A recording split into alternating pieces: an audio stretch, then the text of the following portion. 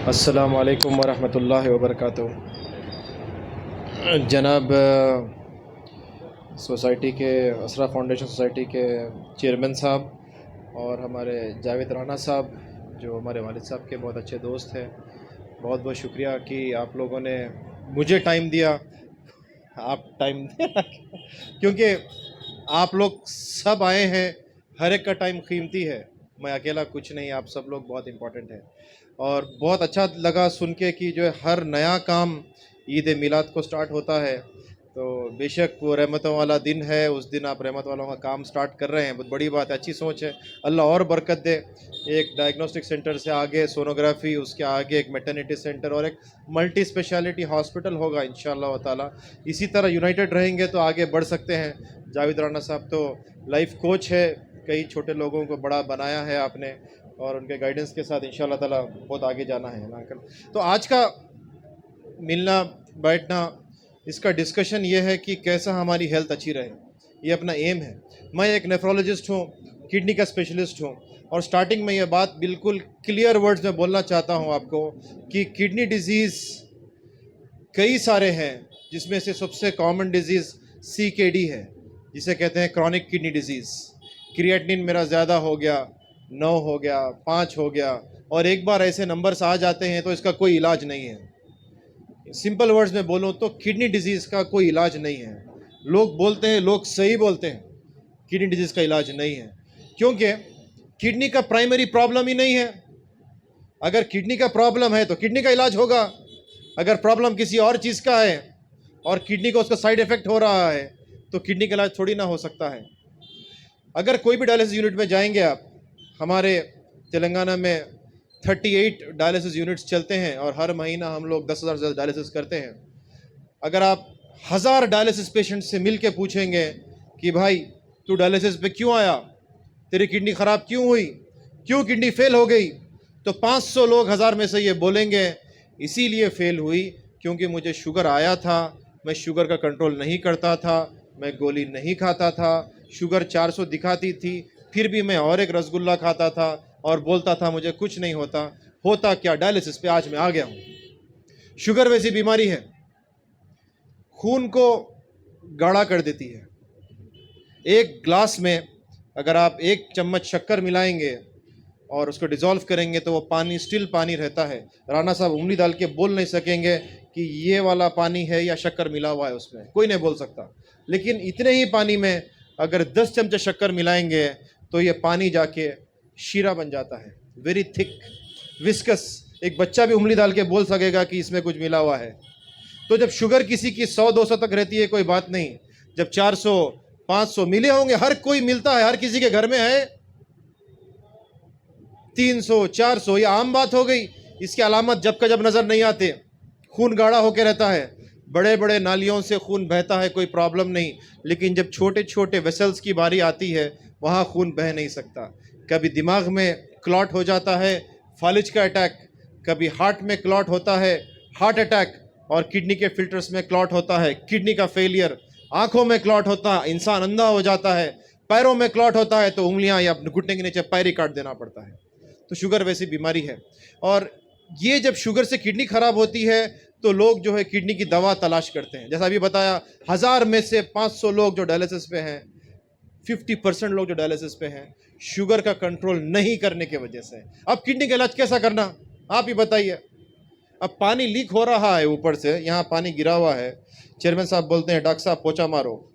अब डॉक्टर साहब पोछा मारते हैं, एक हाथ से पोछा मारते हैं, साहब आके बोलते हैं अभी भी पानी है, डॉक्टर साहब तुम क्या पोछा मार रहे हैं, 2 हाथ से पोछा मार रहे हैं। अब तो डॉक्टर साहब पानी अभी भी गिरा हुआ है। राणा साहब बोल रहे डॉक्टर तुम पागल है क्या, पानी गिरा हुआ है। अब लेट के पोछा मार रहे हैं, फिर भी पानी सूखेगा क्या, नहीं, लीक होते जा रहा है। तो शुगर का कोई इलाज नहीं है, बीपी का कोई इलाज नहीं है। आज हमारे ज़माने में जो बीमारियां हैं उसका तकरीबन बीमारियों का इलाज ही नहीं है, कंट्रोल है, क्योंकि ये बीमारियां भी खुद से नहीं आए हैं, हमारे लाइफस्टाइल की वजह से आए हैं। जिम्मेदार हम लोग हैं, हमारे खाने के हैबिट्स हैं। सिटिंग डिजीज़ है हमारे को, खाली बैठ के रहना सुबह से लेके रात तक। इंसान जब बड़ा होता है, बचपन में हर पेरेंट अपने बच्चों को सिखाता है बेटा अच्छा पढ़ना, अच्छा कमाओगे, बड़े घर में रहना, आराम करना। इंसान आराम के लिए बना ही नहीं है। आपके रिश्तेदार जो अमेरिका गए हैं, जो 15-20 घंटे के फ़्लाइट में बैठे हैं, उनको ख़ास प्लेन में हिदायत दी जाती है, देखो बाबा लंबी फ़्लाइट है, 18 घंटे आराम नहीं कर सकते आप, हर 2-3 घंटे को उठना है, वॉकिंग करना है। क्यों? मैं नहीं करता हूँ वॉकिंग, में बैठ तो 18 घंटे। ठीक है बैठ, कोई प्रॉब्लम नहीं, तेरी मर्जी। होता क्या है, जब इंसान बैठता है लॉन्ग टाइम तक, इंसान आराम करता है लॉन्ग टाइम तक, खून जो है एक जगह जमा हो जाता है, क्लॉट हो जाता है, डीप वेन थ्रोम्बोसिस हो जाता है। फिर डॉपलर करे तो पता चलता है कि वहाँ पे खून क्लॉट है। कभी क्लॉट निकल के लंग्स में चले जाता है, पल्मोनरी एम्बोलिज्म हो जाता है और इंसान की डेथ हो सकती है। इंसान बना ही नहीं आराम करने के लिए। जितनी मेहनत करेंगे उतने हेल्थी रहेंगे। इंसान जब आराम करते रहता, ऐसे ऐसे बीमारियां आते हैं, शुगर जैसे, ब्लड प्रेशर हाई होना जैसे, थायराइड जैसा, इसकी कोई इलाज नहीं है। तो ये जो प्रोग्राम्स है जो ऑर्गेनाइज किए जाते हैं, ये इसीलिए ताकि अपने को उसका यकीन आए। एक चीज़ तो है कि इंफॉर्मेशन, सेकंड चीज़ है नॉलेज। दोनों में फ़र्क क्या है? इंफॉर्मेशन हर किसी के पास है। एक सिगरेट पीने वाले के पास जो पान के डब्बे से सिगरेट खरीद रहा है, उसको इंफॉर्मेशन है उसको कैंसर होने वाला है, डब्बी पे फोटो है होती बड़ी, लेकिन यकीन नहीं है। इंफॉर्मेशन जब यकीन के साथ मिलता है तो नॉलेज बनती है। और नॉलेज फ़ोन के थ्रू, पढ़ने के थ्रू, ये फोटोज़ को थ्रू नहीं आता है। अगर आता तो वो पान डब्बे पे सिगरेट पीने वाले को मिल जाता होता। नॉलेज किसी पर्सन से मिलने के बाद ही होता है, किसी अपने पे गुजरने के बाद ही होता है। तो ये जो मिलना बैठना है हमारा, ये दर हकीकत इंफॉर्मेशन के साथ साथ नॉलेज बांटना है, क्योंकि नॉलेज के साथ जस्टिस ये है कि इसको बांटा जाए। तो इसको हम लोग कवर करेंगे शॉर्ट, क्योंकि टाइम बहुत लेट हो रहा है। फिर भी अल्लामा इकबाल का नाम आया और मस्जिद गौसिया है तो एक शेर याद आया मेरे को, अभी सोचा हूँ। अल्लामा इकबाल शायर मशरिक़ लिखते हैं, सबक फिर पढ़ सदाकत का, अदालत का, शुजात का, लिया जाएगा काम तुझसे दुनिया की इमामत का। तो अल्लामा इकबाल लिखते हैं कि ये 3 चीज़ें हैं, एक बार इसको हासिल कर लो दुनिया की इमामत मिल जाएगी। पहली चीज़ तो जो है सदाकत, सच्चाई अपने अंदर पैदा करो। सबसे गंदी बस्ती कौन सी, सबसे झूठे लोग कौन से, सबसे मक्कार लोग धंधे में कौन से? मुसलमान हैं। सदाकत का सबक पढ़ने को तैयार नहीं है, सच बोलने को तैयार नहीं है। तो सच्चाई के बारे में महबूब सुबानी, पीर लासानी, पीराने पीर शेख अब्दुल क़ादिर जीलानी रहमतुल्लाह अलैह का वाक़या है कि जब छोटे बच्चे थे, इल्म हासिल करने के लिए जीलान से बगदाद शरीफ जा रहे हैं, और ये भी सीखना है कि जो बाई बर्थ वली है फिर भी इल्म हासिल करने के लिए मेहनत कर रहे हैं, जा रहे हैं। और जब बगदाद शरीफ जाते हैं तो रास्ते में एक काफ़िला डाकुओं का आता है और लूट लेता है, पूरों को लूट लेता है। और एक डाकू चलते चलते पूछता है पीराने पीर से, तुम्हारे पास कुछ है क्या? तो कहते हैं हाँ मेरे पास है, अशरफी है, सोने के सिक्के हैं। बच्चा मजाक कर रहा होगा, बोल के आगे चले जाते हैं। ये बिल्कुल उनके टीनेज का किस्सा है पीराने पीर का। और एक डाकू आता है, पूछता है तुम्हारे पास कुछ है क्या? हाँ मेरे पास है, सोना है, अशरफिया है।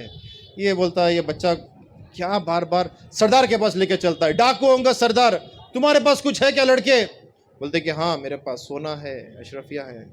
चेकिंग हुई, कुछ भी नहीं मिला। बोले कि झूठ क्यों बोलता है? डाकू है, झूठा नंबर 1 है। फिर भी पूछ रहा है छोटे पीराने पीर से कि झूठ क्यों बोलता है? तो बोले कि मैं झूठ नहीं बोल रहा हूँ, मैं जब निकला था मेरे वालदा माजिदा ने 17 अशरफियाँ मेरे लिबास में सी है, तो निकाल के बताओ। निकाल के बता दिए और बोले कि ये ले लो। डाकू बोला कि भाई तुम सच बोल रहे थे। हैरान हो गया, डर मौत का है, डर लुट जाने का है, जिंदगी मौत का फैसला हो सकता है, तलवार लेकर ठहरे हैं फिर भी सच बोल रहे हैं। सच्चाई का असर सामने वाले पे ऐसा हुआ कि वो डाकुओं का पूरा काफिला तौबा करके वक्त के वली बन गए वो लोग। तो ये सच्चाई हमारे कौम का एक पिलर है, हमारे पहचान है कि मुसलमान कुछ भी हो सकता लेकिन झूठा नहीं हो सकता। और आज हमारी कौम जो है बदनाम ज़माना है क्योंकि झूठ बोल रहे हैं, सच बोलने का नाम नहीं है। सच के बाद अल्लामा इकबाल अदालत का, जस्टिस हर चीज़ की होती है और जस्टिस इल्म की ये है कि इसको फैलाया जाए। अगर अपने पास कोई चीज़ है, कोई नॉलेज है, कोई फ़ायदेमंद चीज़ है, दूसरों को देना कंपलसरी है। अगर ये नहीं देंगे तो डार्क एजेस आ जाएंगे। ईसा अलैहिस्सलाम का दौर आज से 2000 साल पहले का वो वक्त ऐसा था, डॉक्टर्स उरूज में थे। मेरे वैसे डॉक्टर्स नहीं थे, बहुत बड़े बड़े डॉक्टर्स थे, बड़े बड़े तबीब और हुक्मा लोग थे।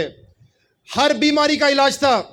बोले कि सिर्फ 2 चीज़ों का इलाज नहीं था। एक, कोई इंसान मर गया तो जिंदा नहीं कर सकते थे, कोई इंसान पैदा हुआ हुआ अंधा था तो उसके आंख में रोशनी नहीं ला सकते थे। ईसा अलैहिस्सलाम को यह मौजज़ात दे के भेजा गया कि भाई मुर्दे को बोलते थे तो उठ जाता था, जिंदा हो जाता था। एक अंधा रहता था, हाथ फेरते तो आंख में रोशनी आ जाती थी। वो ज़माने की नॉलेज वैसी थी, वो ज़माने के डॉक्टर्स वैसे थे, लेकिन हक अदा नहीं करे इल्म का, जस्टिस नहीं दिए उसके साथ। जो कुछ सीखे, पूरे किताबें, पूरे जो है अपने वजीफ़े और सब कुछ अपने खबर में रख के दफन हो गए। अभी भी आप इनके खबरें जो खुलते हैं कभी कभी देखेंगे तो बड़े बड़े जो संदूक रहते हैं उसमें इल्म के मोती रहते, लेकिन किसी को दिए नहीं। और ज़माना इतना डाउन गया कि 600 साल तक दौर जाहिलियत आ गई, अंधेरा आ गया ज़माने में। हत्ता कि 15th सेंचुरी तक यूरोप को डार्क एजेस में था कहते हैं। हिस्ट्री के बुक से उठा के देखिए आप, ये डार्क एजेस को रोशन कौन किए? मुसलमान डॉक्टर्स थे, इब्न सीना जैसे और इमाम राजी जैसे। ये लोग इल्म के मोती ढूंढ के निकाल, रिसर्च फिर करना पड़ा और हक अदा करते हैं। एलोपैथी इसी फाउंडेशन पे है कि आपको जो कुछ है दूसरों को सिखाना है, इसीलिए CMEs होते हैं, कंटिन्यूस मेडिकल एजुकेशंस। इसी तहत ये भी मजलिस हो रही है कि जो इल्म जो है बांटा जाए, सीखा जाए, और हम भी जो सीख रहे हैं दूसरों को सिखाना है। और SAP kidney centre kidney warriors बनाने में फोकस्ड है। किडनी वॉरियर्स मतलब कि किडनी का जैसा भी बताया इलाज नहीं है, लेकिन किडनी का प्रिवेंशन ज़रूर है। एंड लास्ट में है, अल्लामा इकबाल लिखे सो शुजात, करेज। अपने अंदर करेज पैदा करना है, हक सही काम करने का करेज है। करेज, घर छोड़ना पड़ सकता है, पैसा लगाना पड़ सकता है, फैमिली कॉम्प्रोमाइज़ हो सकती है, लेकिन हक तो अदा करना है। सच भी बोलना है, हक भी अदा करना है, तो कुर्बानी देने तैयार होना है। कुर्बानी कई चीज़ों की रहती है, जिसमें से कुर्बानी वक्त का भी दिया जा सकता, सबसे कीमती है। एक बार टाइम चलेगा तो फिर नहीं आता। तो किडनी डिजीज़ मोस्ट कॉमनली होता है 50% शुगर से, इसका कोई इलाज नहीं। सेकंड, 100 लोग हैं डायलिसिस पे, उसमें से 40 लोग बोलेंगे हमारी किडनी फेल हो गई डॉक्टर साहब, क्योंकि हमारा BP हाई रहता था, 180 190 चलता था, और हम गोली नहीं खाते थे, सर का दर्द नहीं होता था, नज़र बराबर आता था, सिम्टम लेस रहता है हाइपर। हर चौथे आदमी को हिंदुस्तान में BP, इतने लोग बैठे हैं, इसमें से आधे से ज़्यादा लोगों को हो सकता है BP है। चेक करे तो पता चलता है, चेक करते नहीं, हालांकि पेनलेस है। शुगर में तो भी कम से कम सुई चुबाना पड़ता, खून निकलता है तो टेस्ट होता है। BP तो खाली हाथ रखे तो डॉक्टर साहब देख के बोल देते 1 मिनट में BP कितना है। BP हाई है बोले गोली खाना है, नहीं, गोली खाए तो आदत हो जाती। अरे भाई, आदत कोई चीज़ नहीं है, जैसा बो है कोई चीज़ नहीं है, इसमें बदबू भी है, खुशबू भी है, आदत में भी अच्छी आदत भी है, बुरी आदत भी है। BP की गोली खाना अच्छी आदत है, वो कोई बैड हैबिट नहीं है कि हम उससे दूर भागना है, क्योंकि इसका ट्रीटमेंट नहीं है, कंट्रोल करना है। तीसरी चीज़ जो लोग बोलेंगे डायलिसिस पे क्यों है, आप खुद अपना सर्वे करो, आपको नॉलेज मिलेगी, यकीन आएगा। मैं कुछ झूठ नहीं बोल रहा हूँ। आप बात करेंगे पेशेंट से तो मालूम पड़ेगा, या कोई डायलिसिस पेशेंट को जानते हैं तो उनसे मिलेंगे तो मालूम पड़ेगा कि डायलिसिस पे क्यों आए। तीसरी चीज़ जो मोस्ट कॉमन है, पेन किलर्स का इस्तेमाल। अब आ जाते हैं असरा पॉलीक्लिनिक पे, और फिर डॉक्टर साहब बॉडी पेन्स के लिए या बुखार के लिए या कोई भी बीमारी के लिए एक डायग्नोसिस बना के कुछ दवा लिखते हैं 5 दिन के लिए। वो दवा रहती है 5 दिन की, लेकिन वो पेशेंट वो दवा खा रहा है कई साल, 10 साल के बाद भी वही दवा, 10 साल के बाद मेडिकल वाला वही दवा बेच रहा है और इंसान खा रहा है। और ये पेन किलर्स वक्तिया रिलीफ देते हैं, राहत देते हैं, लेकिन लॉन्ग रन में किडनीज फेल हो जाते हैं।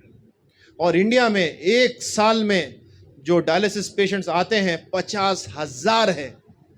50,000 लोग को इंडिया में नए पेशेंट्स आते हैं जिसको डायलिसिस चाहिए। ना इतने मशीन्स लगा सकते हैं हम, ना इतना पानी है इनका खून साफ करने के लिए, ना ऐसी नाली बनी हुई है जहाँ ये खून साफ हुए गंदगी जाने वाली है। ये पॉसिबल ही नहीं है। और डायलिसिस इंडिया में कितनों को मिलता है, इतने स्कीम्स है, इतने जो है प्रोग्राम्स है, चैरिटेबल सोसाइटीज़ है, इंशाल्लाह असरा के भी डायलिसिस यूनिट बनेगा, कभी फ्री डायलिसिस करेंगे ये लोग। लेकिन कितना भी करो 50,000 पेशेंट्स को नहीं कर सकते हर साल जो नए आते हैं। इंडिया में सिर्फ 2 से 3,000 लोग को डायलिसिस नसीब होता है, बाकी के 45 to 46,000 लोग मर जाते हैं। इनकी मौत प्रिवेंटेबल है, इनकी डेथ रोकी जा सकती है।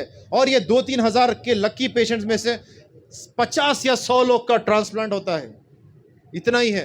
पूरे इंडिया में ट्रांसप्लांट जो होते हैं एक साल में लगभग 1500, बस इतने ही होते हैं। बाकी के लोग का क्या होता होगा सोचिए आप। पानी बढ़ते रहता है, पॉइजन आते रहता है ब्लड में, और अल्टीमेटली दे डाई। ये डेथ को रोकना है, डायलिसिस को रोकना है, ट्रांसप्लांट्स को रोकना है, तो किडनी हेल्थ को मेंटेन करना है बाय कंट्रोलिंग 3 थिंग्स।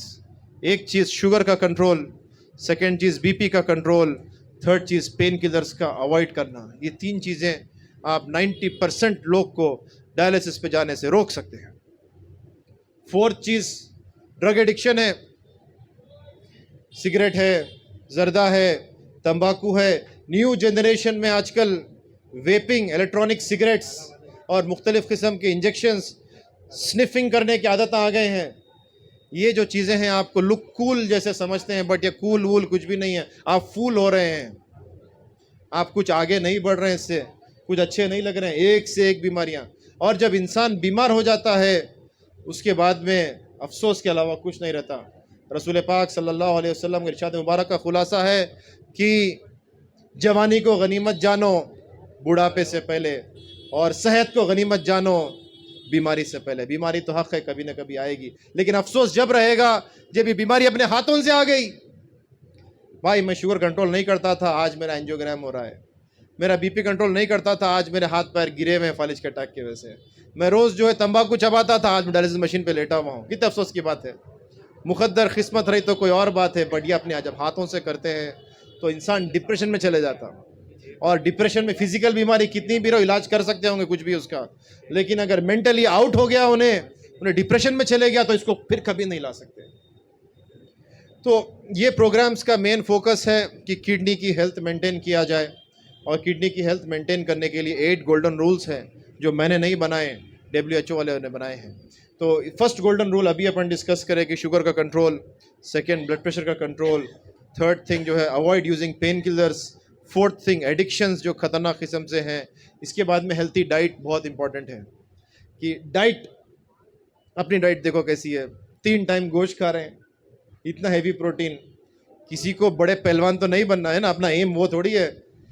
यंगस्टर्स मैं जानता हूँ इतने बच्चे आते हैं किडनी फेल होके, बॉडी बिल्डर्स हैं, जिम जा रहे हैं, प्रोटीन का इतना बड़ा डब्बा है उसके पास, रोज़ पानी में डाल के ऐसा हिला के पी लेता कहते हैं उन्हें। भाई पी ले, कर ले, कुछ भी कर ले भाई, तेरे को बॉडी बिल्डर बनना है क्या? नहीं डॉक्टर साहब इंजीनियरिंग कर रहा हूँ, इंजीनियर बनना है मेरे को। ठीक है भाई, इंजीनियर बनना है तो फिट रहना है, बॉडी बिल्डर थोड़ी ना बनना है। थोड़ी ना सलमान खान है स्टेज पे जाके जो है शर्ट निकालना है ओ जाने जाना बोल के, नहीं ना, तेरे को थोड़ी ना बॉडी बिल्डर बनना है। फिट रहना है, इंपॉर्टेंट है। बॉडी बिल्डर बनने के लिए high protein diet body builders लेते हैं, किडनीज फेल होते हैं उनके मेजॉरिटी तरीके से। एंड सेकेंड थिंग, अपने कम्युनिटी का प्रॉब्लम है ये कि गोश्त के बगैर बनाना भी नहीं आता। कभी मैं बोलता हूँ, एक्सट्रीमिज्म की बात कर रहा हूँ, क्या हमारे हैदराबाद में वैसा चलता, पता नहीं नागपुर का क्या कंडीशन है, बट हम तो सुबह में हैदराबाद में भेजा रोटी, भाजी गुर्दा, कलेजी या खीमा खिचड़ी, दोपहर में फिर जो है तलावा गोश्त, खट्टी दाल, और रात में बिरयानी। ये स्टैंडर्ड हैदराबाद के घरों का। 80-90% मेजॉरिटी जितनों को मैं तो जानता हूँ तकरीबन जगह ऐसे ही है। कभी पेशेंट्स को बोलता हूँ कि ज़रा सा रेड मीट को, बड़े के गोश्त को, बड़ा मिलता क्या, ठीक है, तो बकरे हमारे पास तो मिलता, तो बकरे के गोश्त को या बड़े के गोश्त को जो है अवॉइड करिए। नॉर्मल पेशेंट्स रहते हैं उनके बोलते हफ्ते में 1 या 2 बार खाइए, या 3 बार खाइए, 1 दिन आड़ खाइए। तो डॉक्टर साहब बाकी के 3 दिन क्या खाना? अरे कुछ बनाने ही नहीं आता, लेडीज तो परेशान है, उनको बनाना ही नहीं आता, वो तस्वुर के बाहर है। तो ये अब इसका क्या आंसर दे सकते हैं हम लोग? कुछ भी नहीं, अफसोस है, बस रोना पड़ता है अपने को, और क्या। तो हाई प्रोटीन डाइट नॉर्मल लोगों के लिए डेंजरस है। हाई प्रोटीन डाइट मजदूर है अलग बात है, लेकिन जो ऑफिस जॉब कर रहा है, जो कॉर्पोरेट एम्प्लॉई है, वो उसको high protein diet can be dangerous, it can be very damaging. ये लोग जो है फ्रूट्स खाना तो पता भी नहीं क्या है, लेकिन इंसान बीमार होते कि फ्रूट्स की लाइन लग जाती है। क्यों? क्योंकि पता है सेहत मिलती है फ्रूट से।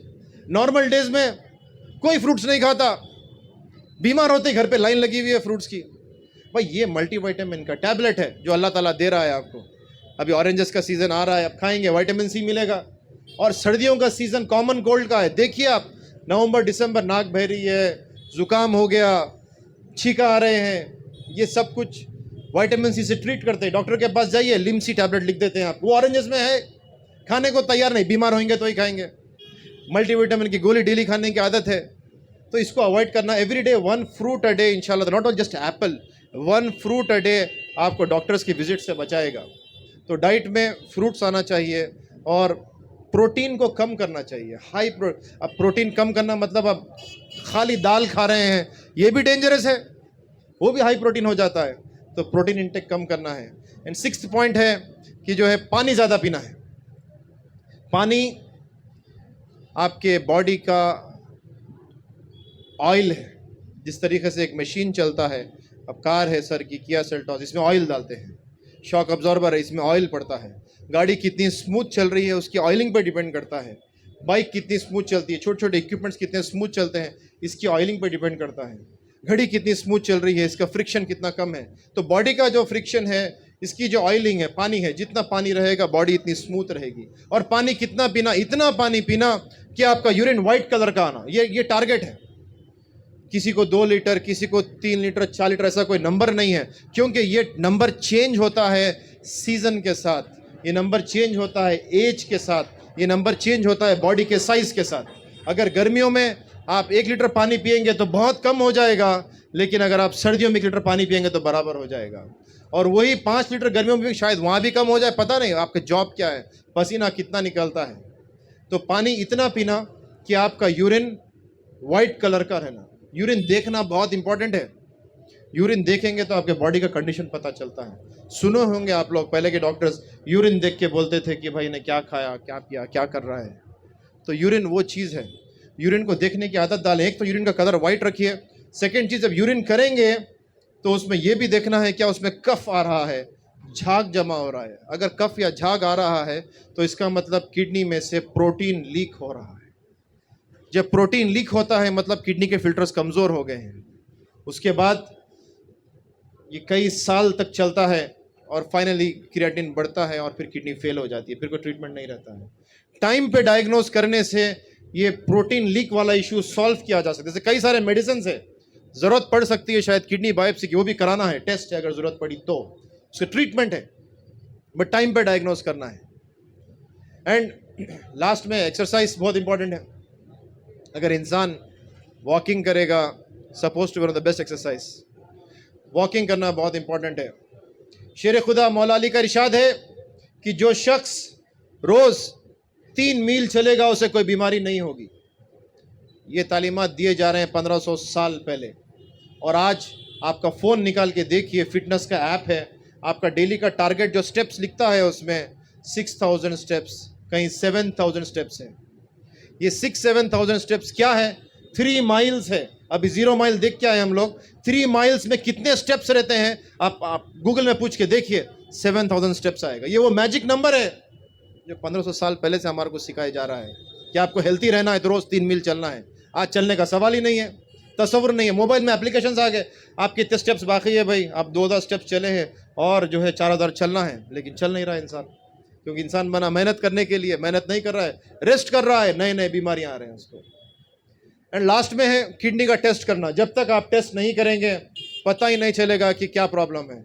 जब तक के एग्जाम नहीं देंगे, अपना रिपोर्ट कार्ड उठा के नहीं देखेंगे, पता ही नहीं चलेगा कि आप फेल है या पास है। और किडनी तो नज़र आती नहीं है।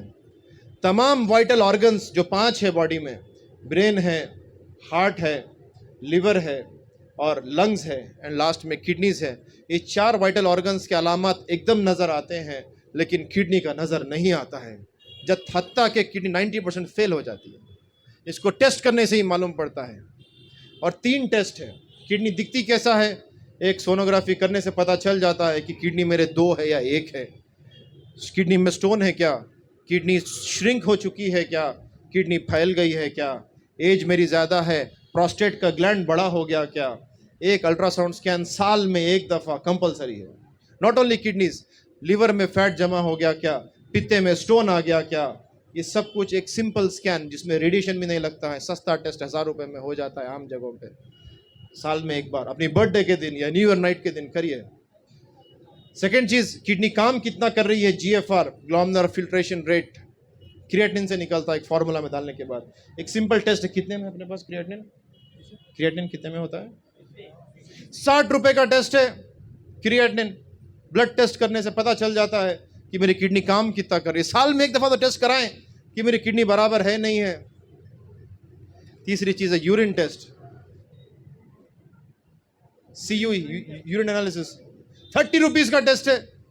100 रुपए में किडनी के 2 बड़े टेस्ट हो जा रहे हैं आपके सामने कि मेरा किडनी का फिल्टर कैसा है, यूरिन में प्रोटीन तो नहीं जा रहा, यूरिन में पस तो नहीं जा रहा, यूरिन में ब्लड सेल्स तो नहीं जा रहे, यूरिन में कुछ क्रिस्टल्स है क्या, यूरिक एसिड के, कैल्शियम के। इतना बड़ा इंफॉर्मेशन 30 रुपए में मिल जाता है यूरिन एनालिसिस।